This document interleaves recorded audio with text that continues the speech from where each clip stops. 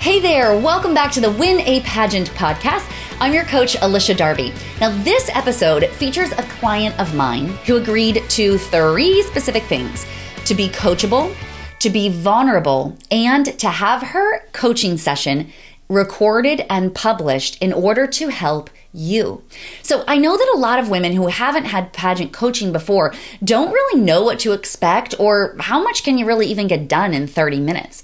So this client of mine agreed to have her session recorded in order to show you what gets done and how it gets done during a virtual coaching session. Okay. So I want you to listen to this call from 2 different perspectives. First of all, I want you to think, could pageant coaching, especially virtually, even be something that could help you in your pageant prep? I want you to be thinking about that. At the end of the video, I'll tell you how you could make that a reality for you. The second thing that I really want you to pay attention to is I want you to think the things that I'm sharing with her, the coaching that I'm giving her, how can you apply that coaching to your own pageant prep, okay? What are the things that she's learning in this and the skills that she's developing and the strategy that she's learning? How can you apply that to yourself? I'm so grateful that this client allowed me to record this call because I know a lot of the things that she learned during this call will support you in your pageant prep. So sit back with an open mind, maybe get a notepad and a pen handy because a lot of this coaching is going to apply to you too, all right? Enjoy. So I have all your paperwork and stuff that you sent, but I would like for you to kind of share for today's call, how can I help you? So this is my first national pageant. Okay. I won my state title back in December. I've never competed nationally before. So for me, I think biggest thing that I am kind of digging for advice from is how to conquer interview. I've always done a panel style interview and this is round robin. That petrifies me. Yeah. And I'm not the greatest when it comes to speaking. So interviews in general, I'm always like, I don't know what's going on. So I try to kind of keep a solid 3 points that I focus on, but I always kind of juggle around how I really focus those in. Yeah, this is good. Delaney, sorry, I'm going to record this on Skype too while we're doing this because then I can send it to you immediately after we're done. So then you don't have to wait for the version too. So I'm going to just start recording too. So this is great information that it's good that you know that there is a difference between panel and round robin. For your round robin, I'm assuming it's one-on-one with each judge. Is it seated or standing? Sitting. Okay. And then how long do you have with each judge? I believe it's 5 minutes is what our paperwork says. Oh, that's wonderful. That's fortunate. 5 minutes is good timing. Yeah, that's good. So cool. So, I should share with you already that it makes sense to me that you won your state pageant. And we've been on this call for, 90 seconds. And already I'm like, she gets it. Like, here you are with beautiful makeup. You told me that you were doing a video for social media earlier for your representing your title. Your hair is looking fabulous. Like, you're like, I did not want to look like a hot mess for that because I'm putting up my best foot forward. And I'm like, of course she did. Like, this is awesome. And then on our, just now you said, I'm not good at interview. And I bet you are. My guess is that you are because you're easy to talk to. You aren't stumbling over your words. You are showing up with class and preparation. So I think that this is going to be a lot easier than you think. So I just want to start there. Okay. So let me share with you sort of some overarching things that you might be aware of some of this stuff, but in case not, I'll share with you the difference between panel style and one-on-one with judges around the group. So the first thing that's really useful to know is that in a panel style interview, there's a ton of energy because there's like 6 people in a conversation. So the energy feels very high. It's easy to stay contagious. It's easy to stay lifted and chat. And then all of a sudden it's over and you're like, that flew by. In a one-on-one, in my experience with one-on-one interviews, the judges are so intense. Like, you're sitting right with them and they're really and everybody is trying so hard to block out all the other conversations that are naturally echoing through the room. And so it feels like it might feel like a downer. It's not. It's just different. So don't feel like, oh man, that was terrible, because there wasn't like that buzz of energy. It just will be different, just like a one-on-one conversation versus a group conversation is different, you know? Yep. So that's something to be aware of while you're sitting there. The other thing is that you want to be careful to, what a lot of women do is they might do like this. Hi, it's great to meet you.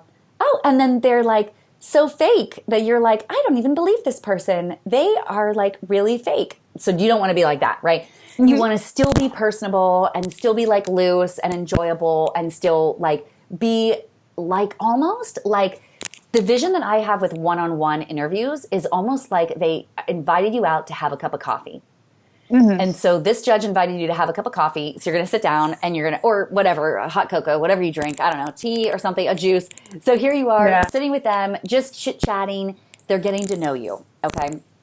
So it feels different than the formal setting of like standing in front of a podium, right? So those are some things just like in general. The other thing is that what a lot of women do, and it makes sense because when you have one conversation with judge number one, and perhaps you repeat some of those things to judge number two, by the time you get to judge number three, in your mind, it feels repetitive because you're like, I already said this like twice in the last 10 minutes, you know? But you still want to communicate the top three things. Every time you compete, you want to have three things that you want to get across to your judges, okay? Mm-hmm. Those three things have to get across to every single one of those judges. Every single one of them has to know. First thing is your accolade. An accolade is something awesome that you've done. Like what's some cool thing that you want to share with them? The second is I've lost like 100 pounds. Like that's what I always Whoa, go ahead, girl. Okay. How'd you do that? I do HIIT training, but I actually I started with the USA system. I had a coach approach me that said, hey girl, you could win this whole thing, but you got to like really get in shape. And that just kind of like pushed me to get my crap together. Wow. Good job. How long did it take to drop that? 6 months. Wow. Nice. Oh my gosh. That's fast. Good job. Okay. I love that. Good. Okay. The second one is your heart story. So your heart story is the thing that connects you to your platform. So tell me about your heart story. Do you have one yet? I haven't really connected it because my three things are all within kind of the same fitness and health. And then I have a totally off the ball story. I work for Walt Disney World. So I do a lot of work in entertainment there. Okay. So that's how I always kind of like connect things back to like, I want to do fitness and health. I use a platform on social media called #BeBoldlyAndUnapologeticallyYou to try to encourage young women to try to be the best selves and not think that they have to cover themselves with makeup or filters and social media pages and like over edit themselves. Yeah. Oh, that's good. Yeah. This is great. Keep going. What else do you have to share? What other things are like a part of your brand? This helps me. I also work a lot with the Maine Cancer Society. Okay. My uncle he ended up passing away from some different forms of cancer, and I've had my own scares of it. So I try to focus on, health and how staying in shape and staying healthy can really help focus you and help keep you safe from certain diseases and certain cancers that can progress because of unhealthy lifestyles. This is great. Okay, good. I like this. So I'm pulling up this paperwork you sent. So USA Ambassador is your pageant. Tell me what will change for you between the work that you're currently doing at a state level and the work that you'll do on a national level. Like, so when you win that pageant, what will change, if anything, in terms of the work that you're doing that you just described? Yep.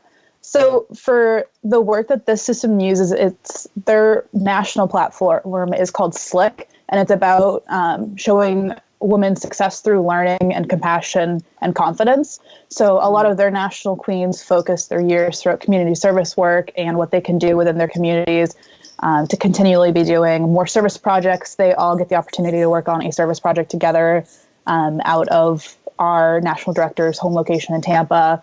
And they do a whole bunch more of like that actual like hands-on, what can we do to make a difference work. Yeah. Okay. So is that what your plan would be too? You'd be doing those same things? I hope so. I think that's what I definitely want to focus on. I have a lot more knowledge and backing on social media. So I would love to work with a social media platform and kind of build what I already have started with my own platform. and build that up and start, like a podcast and be able to do a podcast speaking with different women in business around my area about, how they still can project them best selves, but also feel appropriate in a workspace, and how they really work to communicate their own personal shine while keeping it professional. That's great. What is stopping you from starting that podcast now? I just haven't. I work 2 full-time jobs and I'm a full-time student, so I just haven't gotten to that point. Okay, so this is good. I guess on my list. So this is a good, we're having a real moment right now, because that is, if you were in your pageant interview and you said you were going to do something epic like that, my next question would be, well, why haven't you started this? And if the answer is, it's because I'm too busy, then I know, well, now I'm going to give you a national title and pile all these additional responsibilities. Now you're really not going to do that thing, right? Yep. So we're going to coach through that. So there's 3 things that every judge needs to see in the title holder in order to choose them. I look at it as a promise. What do you promise you're going to do in your year? What's the proof that I actually believe that you're going to be true to your promise? And what's your plan to be able to achieve that promise? Okay. So if your promise is like, oh, I'm going to start a podcast, then I'm going to be like, okay, well, what's proof that that's moving in the right direction? Oh, well, nothing yet. Well, then I'm like, well, okay, well, then I don't believe you. Now, if you had a plan, if you were like, okay, well, I already have reached out to people. I've started the interviews. I just haven't launched them in podcast form. I want to get my first 10 interviews done first or something like that. Then it might be different, right? So those 3 things are something that we want to work on with you, because at the national level, what you will find is that women have done, there's the difference between platform work that is broad and platform work that is deep. So most women show up to pageants with a lot of broad work, but very few women show up with very deep work, except for at a national pageant. At a national pageant, you will see, and the same is true from women that compete in teen that go to Miss, or from Miss to Mrs. You'll see a giant jump with how people are going so much deeper in one vein than they are just broad, right? So what you're describing is like, oh yeah, they do these national things. They do a bunch of service work and stuff. Yes, of course you're going to continue to do that. But I believe what will help you stand out is if you are among the women who have chosen one thing, and I think your thing is social media, because you've described that a few times and you've already started to build it, and go really deep in that one area, right? So how do we prove that you're going deep? Well, you've got statistics.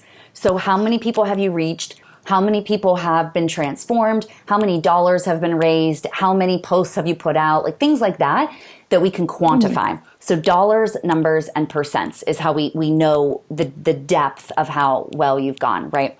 So the other thing is that in interview, what tends to happen is when we put when you become everything, like, oh yeah, I've helped with fitness and I've lost 100 pounds and I work with the Cancer Society and I have this hashtag and then I also work with professional women and it's like, whoa, all these things are swirling around.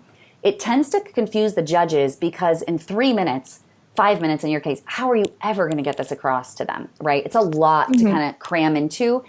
So what I would recommend for you is, now I'm not sure if this is really what I'm about to share lands with you, but it may. And if it does, steal it, okay? We're recording this, so you'll be able to have this. But what I really think is that you used to be 100 pounds heavier, and you competed in beauty pageants where everything is all about looks. And then someone approached you and gave you a sliver of hope and said, listen, if you could just do all the things you're doing, you've got the intrinsic value already, but just if you could just get in shape, you will see a major difference in your life. And you were like, yes, ma'am, I'm on it. You implemented all the things that you knew to implement. You had the character strength to stick it through. You had the capacity to manage all of it. And then you had a massive transition in only 6 months. That is crazy. That's huge. And now you have a different level of confidence because of why? The fact that you're skinnier? Probably not.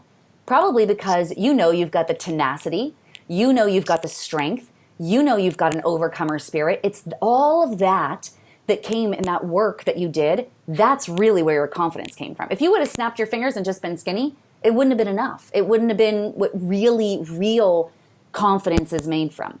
So now you're like, what if other people could catch on to this? Like, what if other people could catch on to the fact that it really isn't about just the way you look? It's actually about all of the things that we do on a regular basis to develop our tenacity, to develop our inner strength and our inner beauty. You don't need to Photoshop yourself. Just have high character, have strength, have personal intention and personal tenacity, right? All of these things. So now you're on this mission to actually help women see their intrinsic value. You are that person now giving them the sliver of hope. You're the one that's the hope dealer. You're like, hey, here's the thing. Here's how to do it. Here's where to go. Here's where to get there. Here's an example. Here's how I've done it. Others can do it too. So now you're out there dealing hope so that other people see you on social media and wherever, and they're like, you're like, I lost 100 pounds and that's great. But really, the transformation happened during those 6 months' time. Now, Delaney, does any of that sit with you? Does that feel connected? No, that's really well. That feels right. Like that feels like what I've been trying to like really convey and put together that I just haven't been able to get the right wording for. Yes. Yeah. Good. I'm glad we could do this in the first 13 minutes of our call. Good. So you already got a huge win there. So that is the Ascension. Now you'll work on that. You'll put it in your own words and you'll boil it down to exactly how it feels. But that is your heart story. So your heart story comes from you had a transformation. You had something that had a huge impact. And now you're delivering that to others. Okay, so then what is the promise? What do you promise to do during your year? Well, you promise to leverage your social media and your personal story.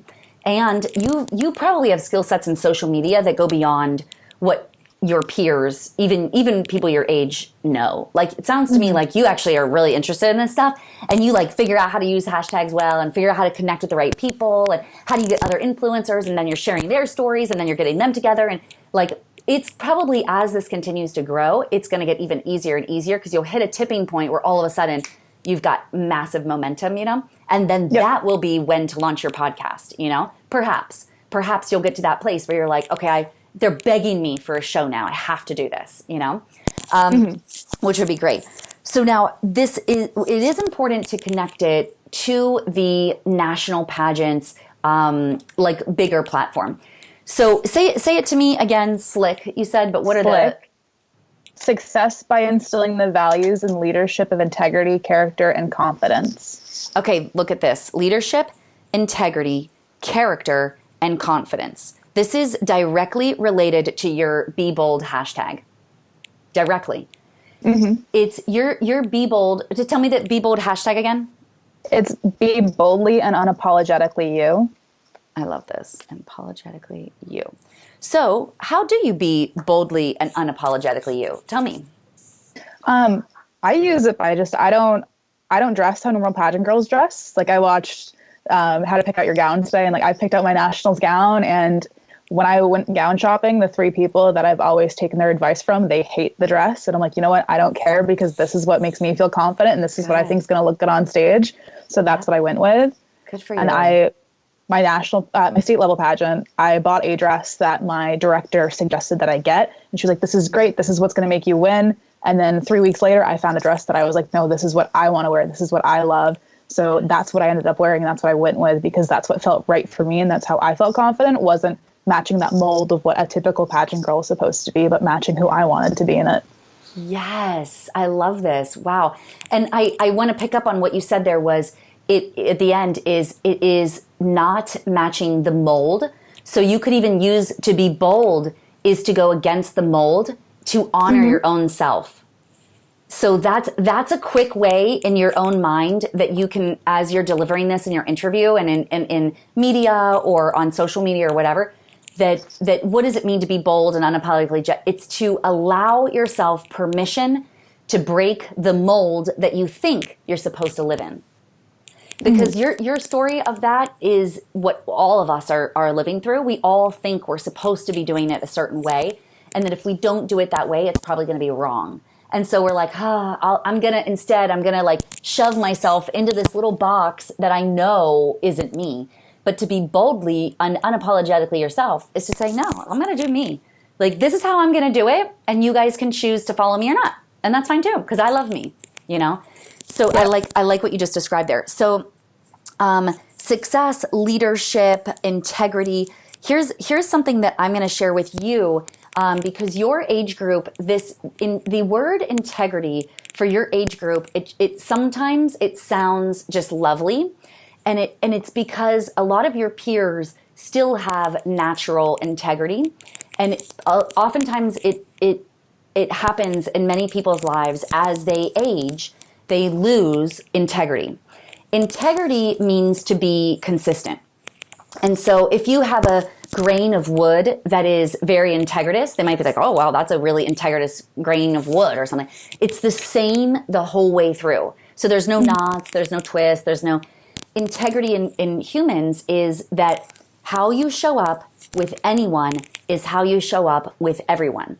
So sometimes we are like one person with our parents, but then with our friends, we're someone totally different. But then to that girl, we're someone totally different. But then to this group of friends, we're like this. So our integrity, we're out of integrity because we're not the same consistently throughout. So how does one build integrity? Well, you have a great example of that because you lost 100 pounds and you became a different person. And you finally now are likely living into who you always were on the inside. But who you were on the outside wasn't reflecting that because you weren't really activating those core elements of your true character, like diligence and tenacity and being a go-getter. Now that you realize, like, shoot, I am that girl, like, I'm going to keep up with this. Now you're living in integrity and it shows, right? So integrity is, so if you were to be asked, let's just say they ask you, what's your favorite one of these? That's or they say, like, to you, what does integrity mean? Or what does success mean? Or blah, blah, blah. Integrity is consistency across all the things. And for your platform of being boldly and unapologetically yourself, it's really going inside and knowing who you are and then being willing to live that out. And oftentimes women are not willing to do that. We want to edit. We want to like put on like way too much makeup to go to the gym because we're like, oh, but I have to like contour my face for the gym. And you're like, but do you really? Like, really for the gym? Like, can't you just do you? So that's this is like so totally aligned. Okay. You also mentioned character and confidence, which I think will also be directly connected to your platform, being boldly and unapologetically yourself. Once somebody steps into their leadership, their integrity, and their character, then they're able to be confident because finally all the things that they're doing are now aligned. And when all those things are aligned, that confidence shines out. Yep. I'm kind of saying all these things to put words in your mouth so that when you listen back to this recording, you can be like, oh yeah, I agree with that. I agree with that. I'm going to practice saying those things, Yep. To elevate your presentation so that it doesn't show up. I don't want it to feel like the rest of your peers. I want it to feel elevated. Okay. So just those are some things that could come out. Okay. So now we want to go back to your original. You said you'd not competed at the national level before. You come from a small state. So how to prepare for this national pageant. If you have maybe you do right now, do you have some statistics about your hashtag that you could share? Like perhaps the number of times that things have been reshared, or the number of people that you've featured, or the number of times that you've posted, or how many likes things are getting. Like, do you have stats like that off the top of your head? Not off the top of my head. I know I posted something last night and it's reached over 650 people already. Wow, that's pretty good. In less than 24 hours. That's amazing. This is great. So what I would love for you to do, how often do you post with that hashtag? On Facebook more than I do on anything else. I'll be on Facebook. I'm normally like 2 or 3 times a week. My Instagram, I'm really lacking in. I don't know why, like, this is the one thing I haven't pulled for myself is creating that separate title holder page. It wasn't required for me to. So I always just post on my public page. And I post like once or twice a month on there, not as necessarily as much because that I use more as like an art platform. But I always hashtag whatever I'm using on that. I see. Okay. So I see. So really it's okay if you don't have to create a second Instagram thing if you don't want, if you feel like the people that you need to reach, because really the point of this whole be bold and unapologetic yourself is to reach people who feel like they cannot be, those girls who are like, everyone's judging me. I'm not in the popular group. Like, how do I be like more like them? And you're here to say like, stop it, like do you, and people are going to love you anyway.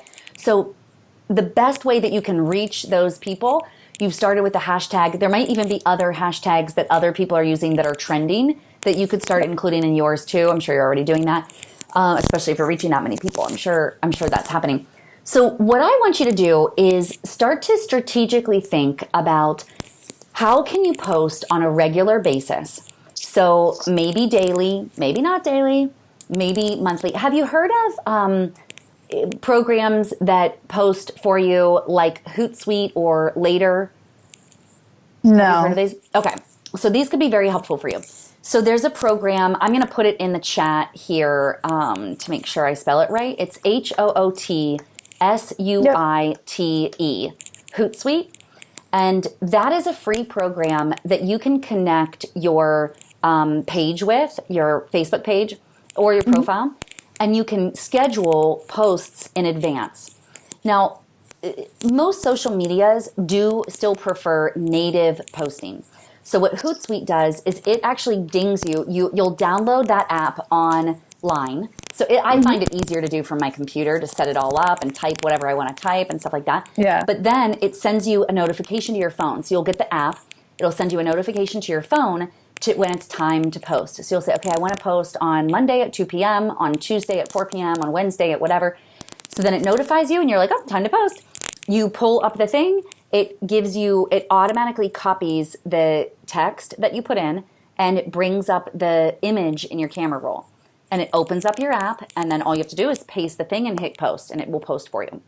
That will help you to stay organized because if social media is your thing and we're going to blow this sucker up, then let's dive into that. You don't need to worry about it. Podcast you could do one day, who cares, when you get some time and stuff. But focus, you've already got this going. Let's go deep into this area, okay? So that when they say, oh, well, how often do you post? You can be like, I post 5 times a week. I pre-schedule them so I can put as much thought as I can. Because then what you can do is you can actually sit down in an hour and say, okay, I'm going to post about this on Monday. I'm going to do this on Wednesday. I'm going to do this on Friday. And you start to kind of gather your thoughts and be able to type out personal posts. You can share your stories and things like that. In fact, you probably have other stories personally of yourself or perhaps vicarious stories of others that you've worked with or who friends of yours or whatever that are willing to share. And stories just like that rags to riches stories. So I used to be 100 pounds heavier. The thing that changed was somebody gave me hope. And as soon as somebody spoke life into me, I made the change. I started showing up with integrity. I was working hard. I already had those skills. Like you had those skill sets, Delaney.